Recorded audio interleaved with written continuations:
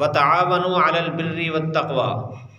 پہلی بات تو یہ ہے کہ اللہ تعالیٰ نے جو نظام بنایا ہے، یہ قدرت کی حکمت ہے کہ اللہ تعالیٰ نے یہ نظام ایک دوسرے کے تعاون سے چلایا ہے۔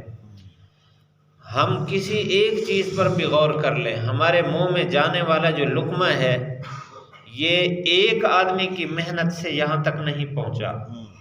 کتنے افراد ہیں وہ بیج ڈالنے سے لے کر منہ میں لقمہ جانے تک، کتنے افراد ہیں جو تعاون کرتے ہیں ایک دوسرے کا، اور جا کر یہ لقمہ ہمارے منہ میں آتا ہے۔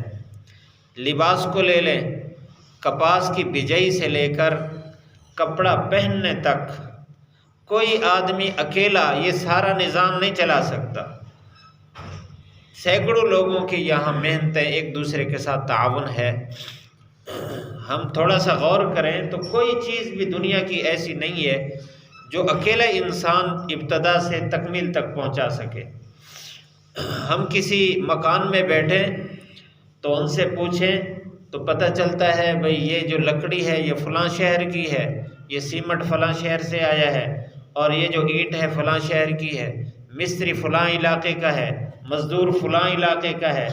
تو کتنے افراد ہیں جو اس مکان کے بنانے میں ایک دوسرے کا تعاون کرتے ہیں، پھر جا کے مکان بنتا ہے۔ یہ نظام اٹل ہے، اللہ تعالیٰ کی حکمت ہے کہ اللہ تعالیٰ نے انسانیت کو ایک دوسرے کے ساتھ جوڑ دیا ہے، ظاہری اسباب میں محتاج بنا دیا ہے۔ کوئی آدمی ذاتی طور پر تکمیل تک کوئی کام بھی نہیں پہنچا سکتا، کہ یہ جو نظام ہے اس کو اللہ تعالیٰ نے اپنے ہاتھ میں رکھا ہے۔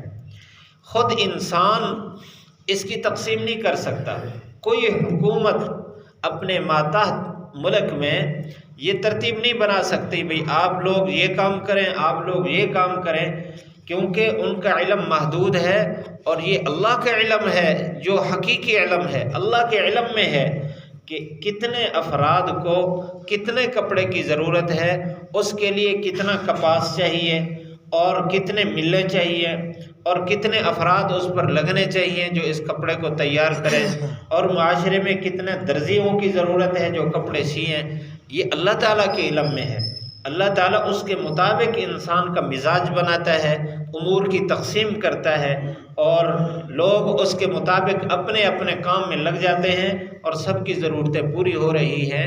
یہ انسان نہ سوچ سکتا ہے، نہ اس کی عقل یہاں تک پہنچ سکتی ہے۔ یہ اللہ تعالیٰ کا غیبی نظام ہے۔